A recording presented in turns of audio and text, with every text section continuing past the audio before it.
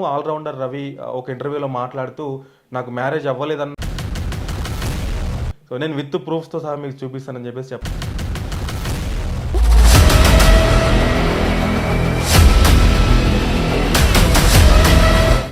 తను 2018లో వచ్చానని చెప్తున్నాడు. అవును, 2018లో తను వస్తే 2018లో నాకు బాబు ఎలా పుట్టాడు నాకు అది అర్థం కావట్లేదు. First point.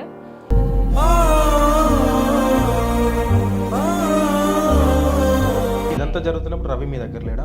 మీరు చెప్తా ఉంటే నాకు ఆ ఎమోషన్ అర్థమవుతుంది, ఓకే. సో బట్ దేనికైనా మనము ప్రొసీడ్ అవ్వాలంటే కొన్ని ప్రూఫ్స్ అనేవి మనకు కావాలి. సో మీరు ఇంతగా బల్ల కొద్దీ చెప్తా ఉన్నారు మ్యారేజ్ అయింది అని చెప్పి. ఆయన మ్యారేజ్ అయిందని ప్రూఫ్ చేస్తే ₹1,00,00,000 ఇస్తారు. సో మీరు ప్రూఫ్ చేయగలుగుతారా మ్యారేజ్ అయిందని? కానీ మీరు ఎట్లా నమ్మిర్రు ఇంతవరకు? నాకు ఎంత ఓపిక తిన్నానో తనకు తెలుసు, తన మనసాక్షికి తెలుసు. ఎంత అడుక్కున్నానో, తన కాళ్ళు పట్టుకొని ఎంత ఏడ్చానో తన మనసాక్షికి మాత్రం తెలుసు.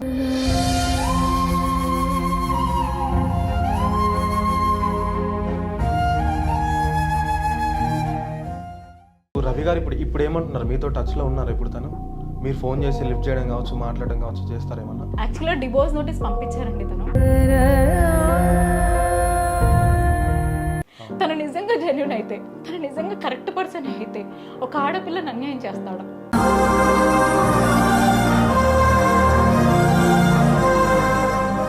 చేసుకోబోయే ముందు అంటే మీ పాస్ట్ కూడా మీకుందని చెప్పారు కదా, మీ పాస్ట్ గురించి రవి గారికి తెలుసా? ఇప్పుడు ఆమె రియాక్షన్ ఎట్లుంటుండే? మీరు మాట్లాడిన రియాక్షన్? ఆ అమ్మాయి అదే అంది, నన్ను మోసం చేశాడు అక్క, నన్ను మోసం చేశాడు. ఇప్పుడు నేను కాల్ చేస్తున్నా లిఫ్ట్ చేయట్లేదు అంటే నేనేం చేసే పరిస్థితుల్లో లేను. ఎందుకంటే నాకేం అర్థం కావట్లేదు అసలు ఏం చేయాలో కూడా. ఎందుకంటే ఓకే ఏమైనా వేరే చెప్పినా ఫ్రెండ్స్ అనో ఏదో చెప్పినా ఏం కాదు, అదొక బాధ. బయట చెప్పుకోలేను, బయటికి ఈ లైఫ్ నుంచి బయటికి రాలేని పరిస్థితి. అందులో నేను తినని నిజంగానే ప్రేమించా, అటాచ్మెంట్ నాకు వచ్చింది, నేను వదులుకోలేకపోతున్నాను.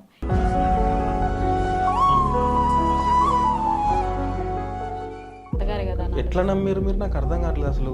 మాట్లాడితే ఆ అబ్బాయి ఎలా మాట్లాడతాడంటే ఎదుటోళ్ళని ఎలాంటి వాటినైనా కానీ మెల్ట్ చేసేస్తాడు అసలు ఆ అబ్బాయి.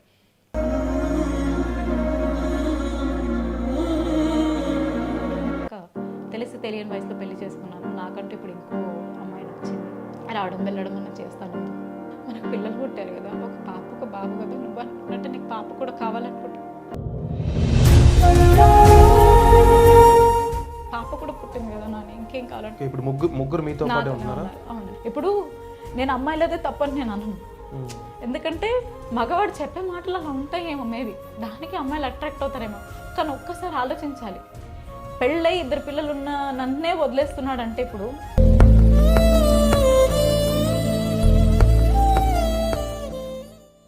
జనరల్గా నిన్ను వదిలేయడానికి గ్యారంటీ ఏంటి? రేపు చాలా చేశారండి నాతో. ఇద్దరు కలిసి మానసికంగా నన్ను ఆడుకున్నారు, నా మైండ్తో ఆడుకున్నారు, నా శరీరంతో ఆడుకున్నారు ఇద్దరు కలిసి.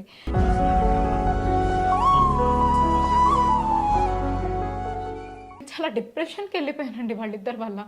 నాకు యాక్చువల్గా ఆ హోప్ లేదు, ఇంకా అయిపోయింది, సరే ఇంకా కామ్గా ఉందామనే ఉన్నాను నేను. ఇప్పుడు ఆ పిల్లలకి ఏం సమాధానం చెప్తారు పూజ గారు? మీరు కానీ ఆ రవి కానీ?